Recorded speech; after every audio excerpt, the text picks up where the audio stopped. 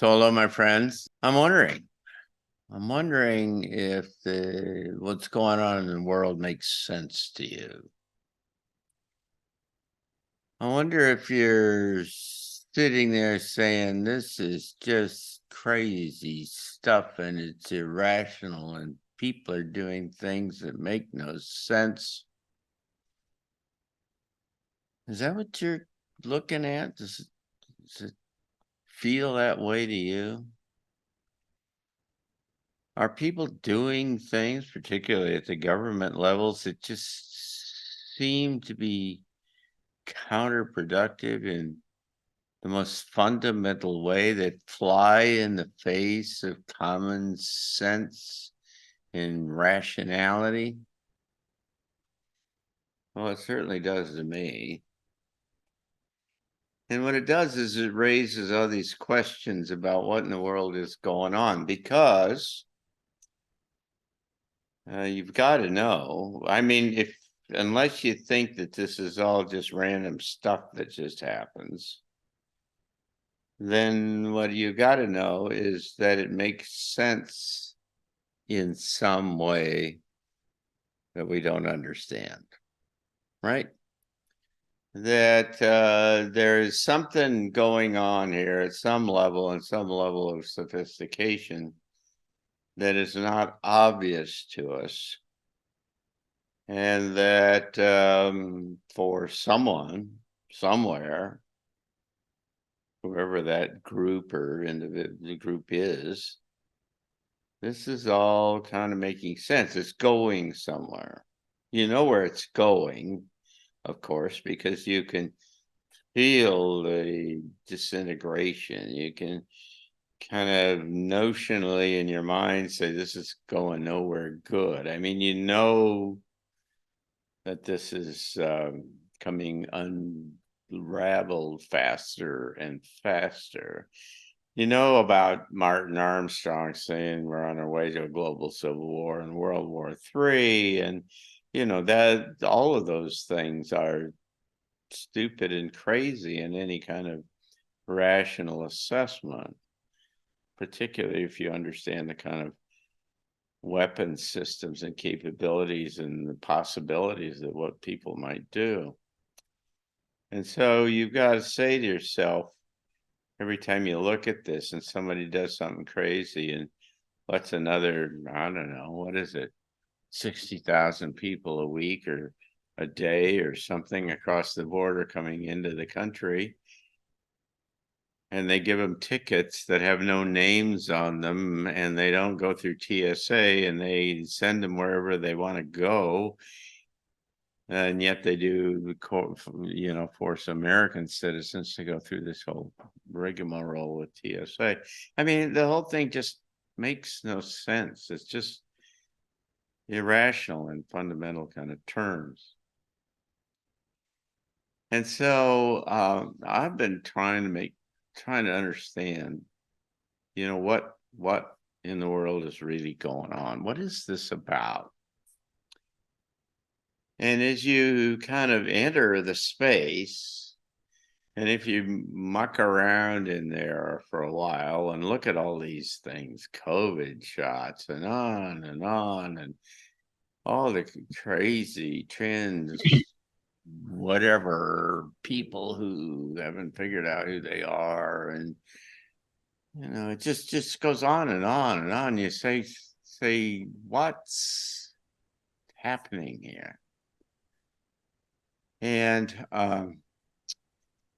on one level, at least, what you can do if you kind of distill it down to its essence. I mean, Greg Braden and I have both come to the same conclusion, is that what you have is kind of disintegration of the economic system, disintegration of kind of basic kind of rationality that confuses people and makes the whole thing strange and so on. There's confusion about gender kind of issues. There's confusion about,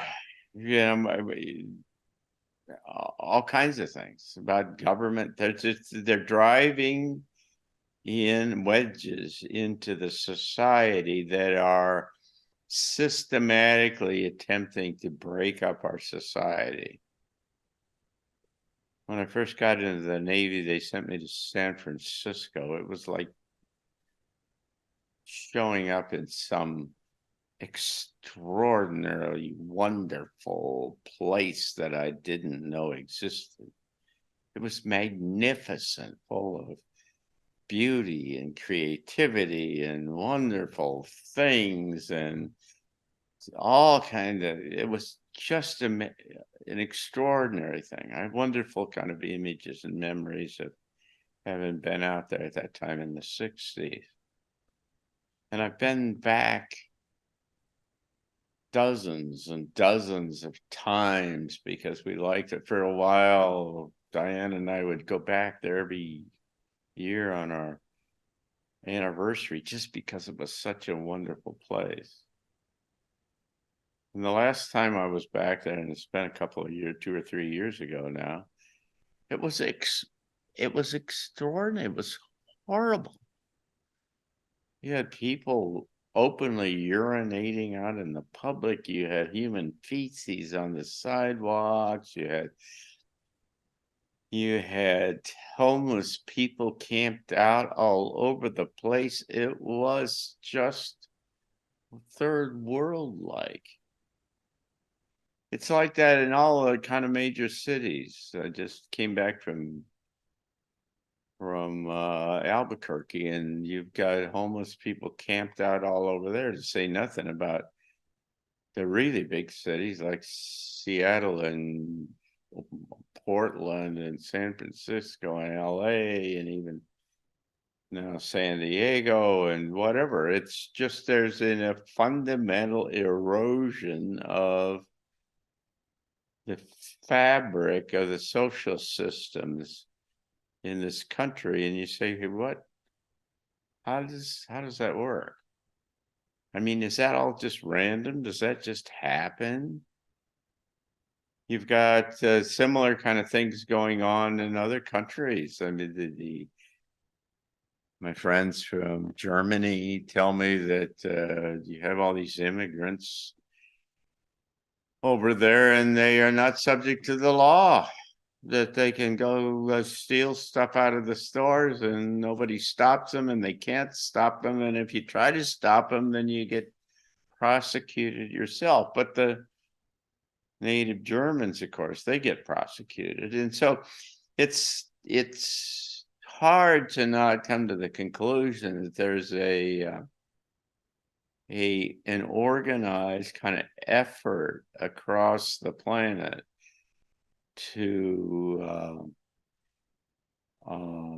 break up the cohesion, the social cohesion of different countries and different nationalities.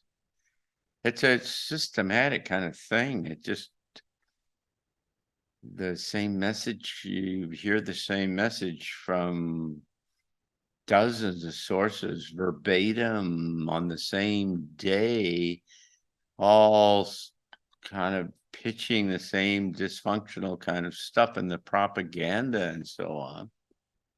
I mean, it's exacerbated or enabled by the fact that it's now legal for the US government to lie to the American people if they can justify it in their terms, of course, as it's a national security issue.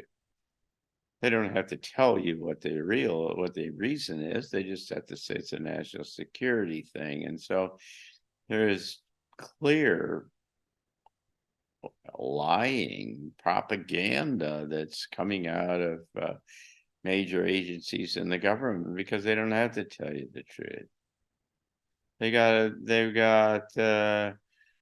They've changed the rules now, so they don't have to tell the truth in their budgeting and their audits and everything if there's anything related to national security and so you've got all kinds of crazy organizations like HUD, Department of Housing and Urban Development and other, all of them are suddenly in the national security business so that they don't have to tell you and justify what they're doing with their money.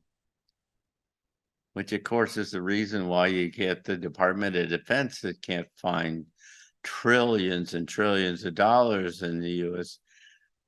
government is now, what is it, $16 trillion in debt, or maybe it's more than that.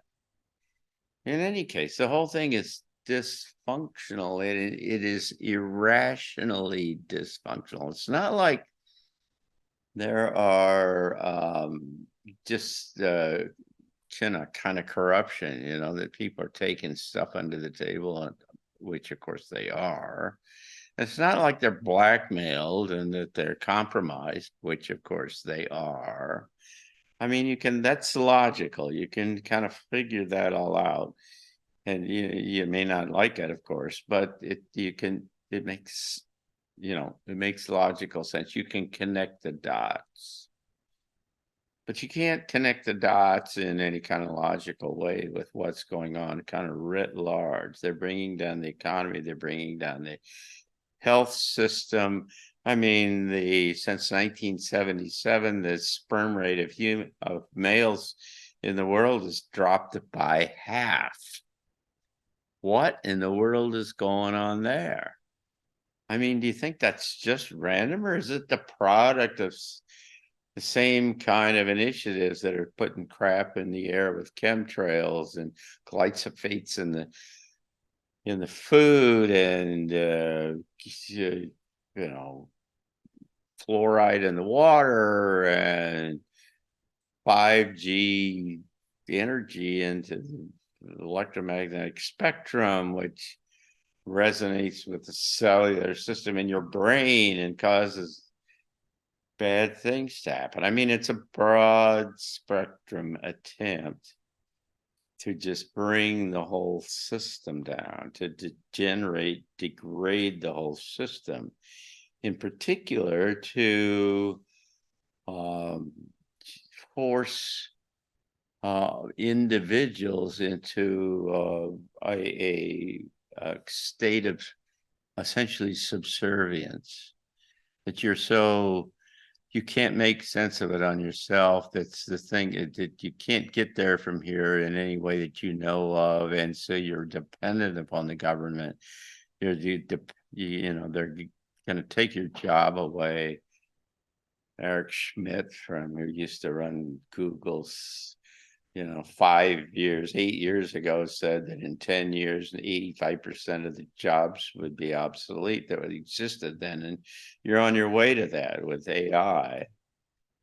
And so there's extraordinary kind of uncertainty underneath the whole thing when whole industries are losing their jobs. The banking industry is laying people off like crazy all over the place. It's all coming apart, and you say, why? How does this work? Well, if you look at it, and in particular, in Greg's terms, when he thinks about it, he's looking at the kind of numbers and the goals and stuff that are being promoted by the UN and others relative to climate and climate modification and climate change, and they're trying to say that they ought to run the amount of CO2 down to levels that were 200 years ago or something like that. It's more than that, as it turns out. He's done the analysis, and he says, if they were successful in accomplishing what they said they did, they'd put us back into the Pleistocene era, and when there would be no major flora and fauna that existed at that time because of the the whole stuff is just fundamentally irrational. It makes no sense. They want to drive all of the farmers out of business because they supposedly contribute to the amount of carbon dioxide in the atmosphere. it's like they haven't heard about eating, and the kind of the value of food. It's irrational. I mean, that's the point. You look at all of these things and you say, how in the world does that work? What's going on? Now, this is important because this is going somewhere. And it's going somewhere, as I suggested, with kind of, if you will, malice aforethought. It's got a direction and it is organized. This is a extremely impressive bit of strategic execution of some kind of a strategic plan. And because it's a broad spectrum, it's in every kind of sector, and it's all coming together at the same time. And I mean, with amazing kind of almost precision. I mean, they're going to do a cyber attack this year. They're trying to line that up, and they're just trying to scare people. It's just one thing after another after another. It has to be orchestrated, right? It cannot be random. I mean, we all lived all of our lives up until about 4 years ago, and there was never a pandemic that affected anybody. And all of a sudden now they've got them lined up year after year after year, or so they say. How does that work? What in the world? So if you look at it all and you say, wait a second, it makes no sense in conventional terms. It makes no sense in human terms. It's counterproductive to humans no matter how you cut it. I mean, what in the world is happening here? There is something happening that's outside of the box of the way we conventionally look at the world, and then we look at humans and how they work and how the whole system works. It's being attacked from the outside. It's not within our system. It is because there is no benefit that you can contrive, you can extract from all of this for any human group. I mean, if they're trying to depopulate the place, and you got to ask yourself, how in the world do you keep it all going if all the people are dead? I mean, relatively speaking, it doesn't make any sense in human terms. Greg is far more articulate than I am about all of this, and he says you just can't come to this conclusion that this benefits anybody. If you follow the money, if you will, it just still doesn't make any sense. If everybody's out of work and nobody's generating any productivity, then how in the world does that benefit the people who supposedly want to gather up everything when the prices are all low? In any case, it's forcing some of us to back away from the whole system and say, what in the world is going on in a far bigger way than we had before? And the essence of it that you have to come to, even people like Tucker Carlson and other kind of folks are coming to the same conclusion. If you watch his interviews, you can watch him come to the end of his interviews and not very explicitly says something very dark is going on here that we don't understand, or that so on. I mean, you can see that in certain spaces here that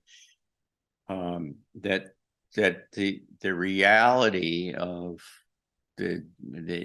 of what's happening here is starting to become clearer, and it is not within the system. I mean, how do you explain all this extraordinary problems with pedophilia and and sex trafficking and Satanism and all of this kind of, the amazing things that are becoming clear and becoming exposed. It all says that there's something from the outside that is coming, that is threatening this reality, this planet. Well, that then puts you into some very interesting kind of space, because it is almost by definition very uncomfortable, because you are now outside of the comfort space of where we all live. We cannot explain this in conventional kind of terms. And if you can't explain it in conventional kind of terms, then, like I say, you've got to get into the space where it's unconventional. And in unconventional kind of terms, then you start to do kind of brainstorming and scenario planning. And you have to, of necessity, you need to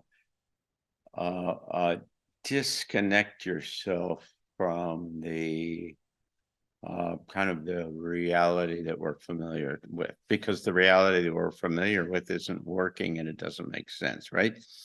And this is very hard to do for most people. We all are a product of where we came from. I'm a product of a very conventional religious, a very conservative religious background, coupled with an engineering education, which brainwashed me into thinking in certain kind of structural kind of ways. And then the military grabbed me and took me off and squeezed me and conformed me into their way of thinking. And so I sit here kind of constrained and limited in a way by all of those major forces and experiences in my life.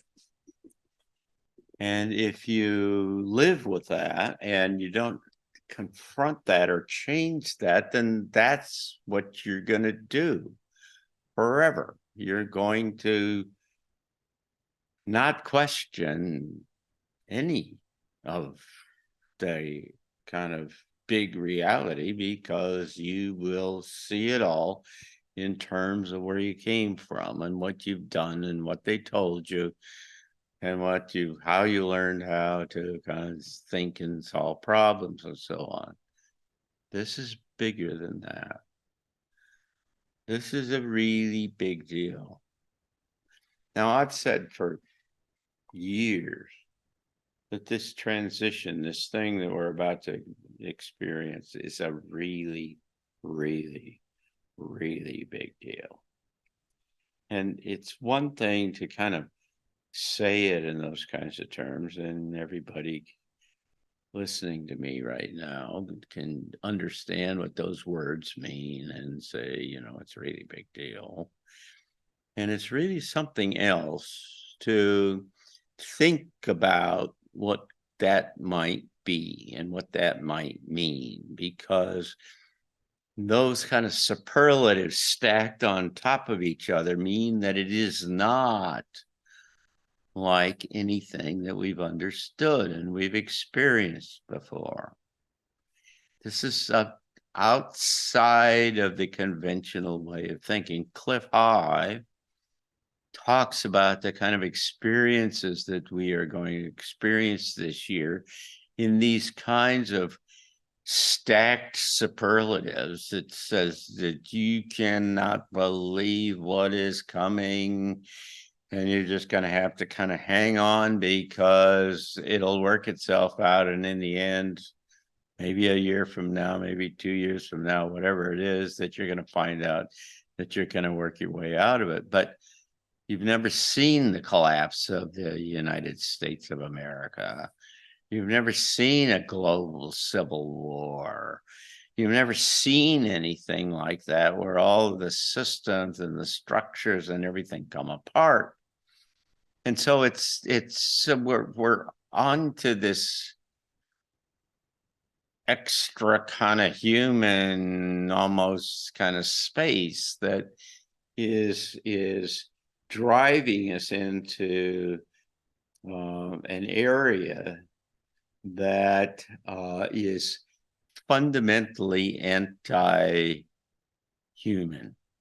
It is all of the kind of the vectors pointing into this space are all working against the essential aspects of humanity, of who we are, and the well-being of who we are, and the future of humanity as we understand it. So again, you got to back yourself up and say, what in the freaking world is going on here? This is not conventional. This is not anything that we can make sense out of, obviously, in any kind of terms. So what is it? Well, if you start to listen to people like our friend Penny Kelly, she has an answer for that.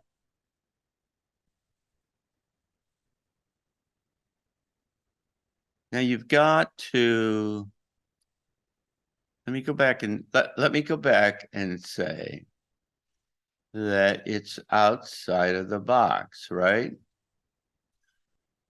You can't look at this thing within the constraints of the logical system and the rationality and the other kind of things that we usually think about things. And so you've got to get outside of the box. And this is kind of, as I said, this is brainstorming and scenario planning outside to say what would happen if the system went crazy or something. Here's what Penny says.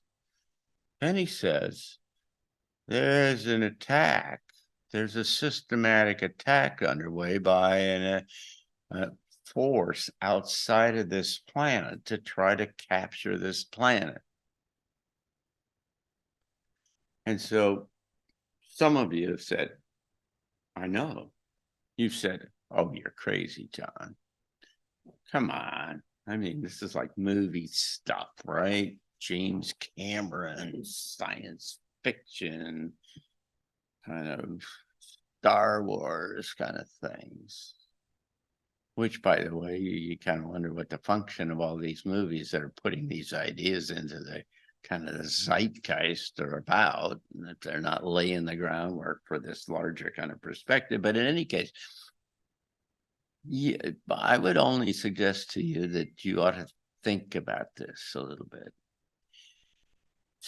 Stop for a moment and don't jump to a conclusion and start to say, wait a second, has he made sense so far? It doesn't all make sense. There's things going on that are just fundamentally against the well-being and the future of humanity. It's crazier than we've ever seen it before. Why is this happening? If you buy into that, if you don't think that everything's just all right, and we ought to be really nice to people who want to come across our borders, even though millions of a year are coming across anyway, then think about it. Think about it. I mean, and think about, what do you know? What do you know for sure? The answer to that question is nothing. And none of us know for sure much of anything. I mean, we have some sense of the things that are within arm's length and that we can see are, quote, real. But when it gets outside of that, then it's all mediated in some kind of way, and it's influenced, and you have no idea what is for real. So let's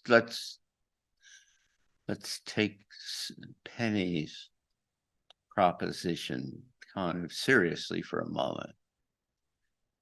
You got to start from the fact that she's not just making this up out of the air, right? Penny Kelly and I've spent hours and hours and hours with this good woman many times, many places. And she has access to information that of otherworldly kind of processes and mechanisms and objectives and things that just nobody else has. You know, she and I disagree on some things, but I'm here to tell you that there is an authoritative kind of character about what she has to say that is coupled up with science and other kinds of things that are, for my money, unexcelled. I don't know of anybody else who comes with that kind of information and is able to talk in those kinds of terms.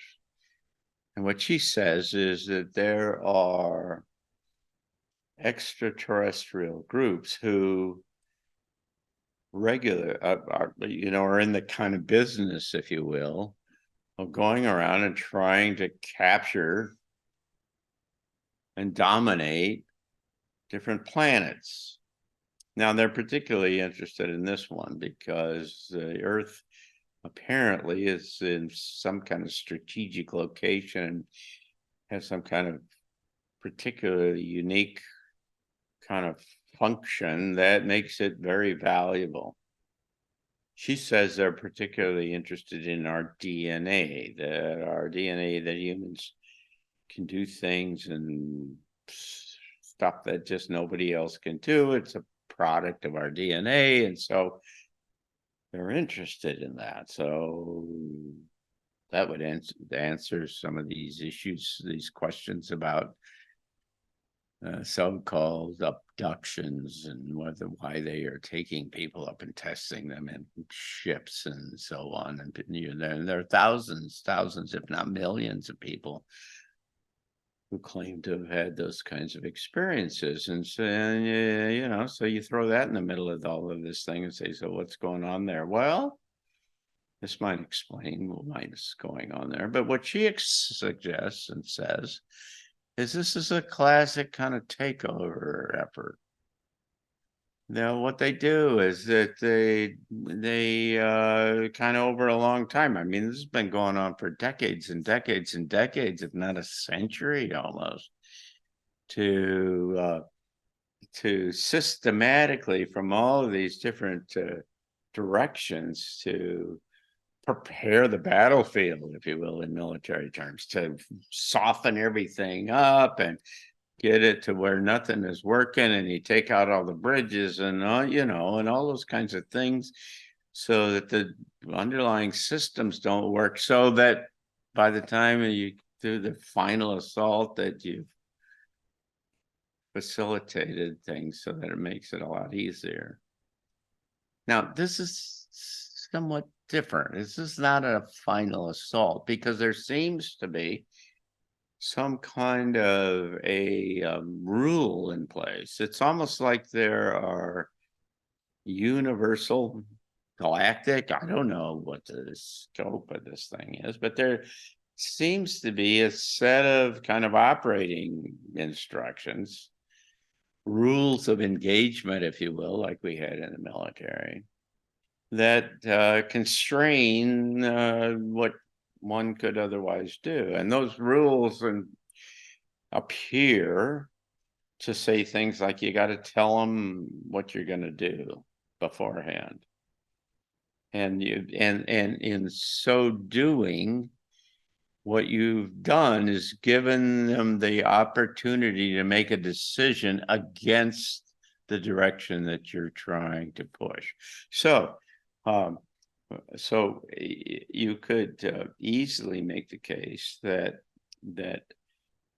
let's say COVID, for example, that there were precursor indications. There were indications beforehand that said what they were going to do and how they were going to do it, and everybody largely ignored them. They have certainly teed up the whole business about a cyber attack that knocks out all of the electric grid and the internet and so on. Klaus Schwab's been talking about this for years now, and they've got dozens of pages in their website on the World Economic Forum talking about this whole thing. And so the basic notion is that if I tell you what I'm going to do, then you have the free will to decide not to capitulate, right? If I tell you, that I want to hurt you or destroy your food or do other kind of things, and I make it clear to you beforehand, it may not be obvious. I might do it at 11 o'clock at night on Saturday night, and you didn't look there, or you didn't want to wake, or some other kind of thing. But I've done it, and so you've got the kind of obligation to go look and to go find and to be proactive in trying to find this stuff. The CIA used to dump some of their stuff into the National Enquirer. And so there would be on the front page, it'd be the picture of the alien meeting with George Bush or some crazy thing, and everybody would discount it. But somewhere in the back, there'd be this article about something that was seemingly kind of off the wall. And it was the CIA putting their notice out into the public about something so that they could go back and say, see, it's there. It's like in the back of the newspaper and things where, the government and the newspaper and people have to put all these classified ads with these little things that say this is going to happen or whatever. It's kind of like that. And so in a sense, they've given us an early warning about all this. And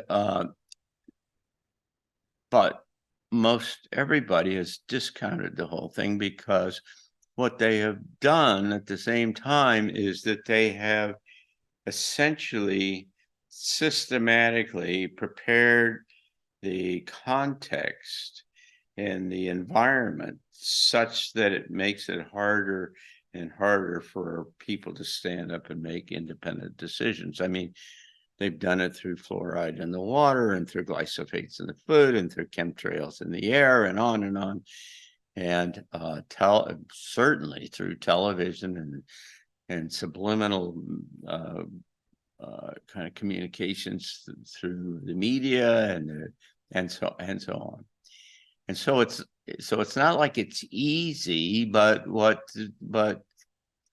in a sense, this is the kind of the hurdle, the barrier that's been set up for the evolution of humanity. I mean, you got to rise above these issues, these kind of constraints that have been kind of put in place by the other side.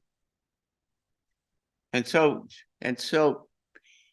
if you even begin to buy that basic premise, if you even begin to think that what we're up against here is not George Soros and the World Economic Forum and the bankers and the Rothschilds and the whoever, but there's something bigger and higher than all of that in fact has orchestrated and influenced. By the way, these guys are really good and they have extraordinary technology and capabilities. That is to say, these off-planet folks. I mean, they've been around for millions of years or something like that. And so they are far, far more advanced than we are. They've got technology that you can't believe. They've got the ability to put thoughts in your mind, and they're really good. And so that if you if you start to at all kind of even come close to buying that idea, then you got to kind of back up and say, wait a second, this is a whole different game than what I thought. And what they're essentially trying to do is to get us all interested in the little kind of everyday stuff. The election will, Trump will, dot, dot, pop, pop, pop, pop. And we miss the big picture about what is happening here. It's the classic magician thing that says, look at over here and here, while at the same time the other hand is pulling rabbits out of the back, out of his back pocket or whatever it turns out to be. So this is it's like I've said forever, this is a really important time. And it's really important because it doesn't lend itself to conventional analysis. It's forcing us to see ourselves and to see the world in this reality we live in far bigger ways. It's expanding our awareness. Remember the whole essence of the ascension or consciousness raising or evolutionary jump or whatever you want to call it is all about expanding awareness so that we figure out what kind of capabilities and what kind of things we intrinsically have, how the world works in far different ways than we understand, how powerful we are to be able to deal with all of this stuff. And to do that, we've got to get outside of this kind of human box, because the next stage of human development is a far bigger box, right? It starts to take in maybe the galaxy, and it's just a really, really big thing, and it just doesn't work the same way it does here. And so when you think of the active influence of, if you buy the idea that there's an active influence by these forces, intelligent, far more advanced forces than we are, that are trying to work themselves into this space and control us all in some kind of a way or another, then you have got to start to say, so what do we do about that? And what we do about that is really, really different from the usual kinds of responses and suggestions and how we kind of get from here to there.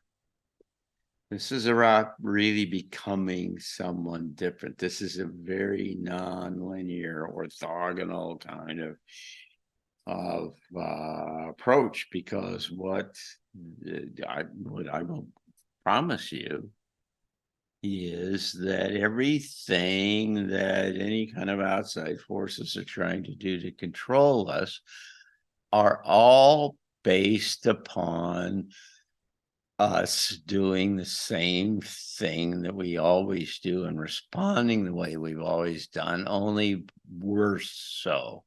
We get more afraid. We get more in pain. We become more irrational. We do some of the thing. It's all understandable within the kind of the framework of how human beings behave.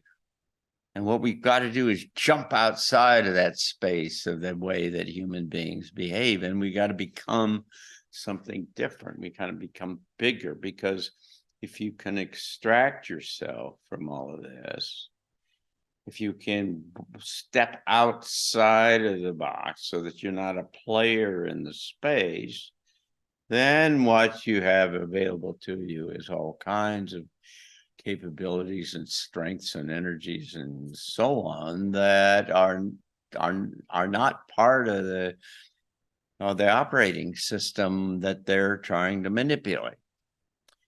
And it is so in a sense, it's really kind of existential. It's existential for all of us, because we need to find another way to become somebody new, so that we're not kind of captured by and swept downstream by all of the narrative and the media and the propaganda and the technology and all of that kind of stuff. We also have to we really have to learn kind of new ways in which to operate, in which to ways to kind of think, and which to analyze and make sense out of stuff and so on. This is an argument for accessing and refining and our intuition and our ability to make decisions in spaces of extraordinary kind of complexity and uncertainty, and not have this kind of linear kind of framework that describes the kind of where we're coming from and where everybody else is going to operate in. It also, there's a bright side to all of this, and the reason why it seems that there is this growing, almost exponential increase in this irrationality and uncertainty and a growing amount of fear and pain and death and so on, is because these external forces, and this is well established, and it goes all the way from the Gnostic Gospels and many other kind of ancient and well as contemporary sources. Certainly Carlos Castaneda. There's all kinds of places that all say that these other external forces, they exist and sustain themselves built upon because of the negative energy that we generate. It's called Lush, Lusch or Lusch. I used to be associated with the Monroe Institute, and Robert Monroe used to send his pioneer group out and to search the reality through the work they did with hemisync kind of things, and they came back and said this is the way it works. That they've got these entities and they live off all this negative energy, and so they're in the business of generating wars and pain and all this anxiety and uncertainty because that's what they live on. That's their lunch, if you will. And guys like David Wilcock has suggested, well, I don't know, I'm sure it's just not notionally true. I don't know if it's literally true, but he says that if some extraordinary event happened where everybody was happy and everyone on the planet was happy for a day, it would destroy all the negative energy, and all of those other forces would die because they would have no nourishment. And what it seems to be the case is that they are ramping up all of this effort because they see the likelihood that there is a significant bunch of us who are divorcing ourselves, pulling away from, going in a new direction that is not laden with all these negative forces, these negative energies and negative feelings and so on. And so they're losing their food source essentially, and they're trying to grab everything they can while they still can. And that starts to make sense in a way of what's going on in the world, because it makes no sense why people decide just to kill somebody else because they don't like them. I mean, there are all kinds of places where we've gotten to the place where that's not a legitimate response to, disagreements. And so anyway, there is what I would like to suggest is that there is something much larger going on here that is exist outside of the framework of conventional kind of human ethics and logic. And that even when you got guys like Tucker Carlson coming to that conclusion and others, it's starting to leak its way into the main line in ways that it's never been before. And it is central to our ability to extract ourselves from the system out into a new space to where we can start to build a new reality that isn't based upon that. You know, Martin Armstrong talks about the likelihood that his computer says that after 2027, the United States breaks up, and in North America, there are by 2030 or 2032, there are about 5 different countries in North America that presumably include parts of Canada and Mexico. I don't know, but think of that kind of functionally. And what it is an opportunity, a distinct opportunity, a kind of a conventionally denominated opportunity to start a new country, to start to think through this all and restructure it in a whole new way, a new way. It's the emergent kind of solution, short term perhaps, I don't know, but a kind of putative solution to this kind of system that we're now locked into, and the ability to try something really new. So it's really, in those kinds of terms, it's really quite encouraging. And so I hope you begin to think about this a little bit, because there's more and more that's going to come up and be exposed around this area in the coming months and years. So thank you.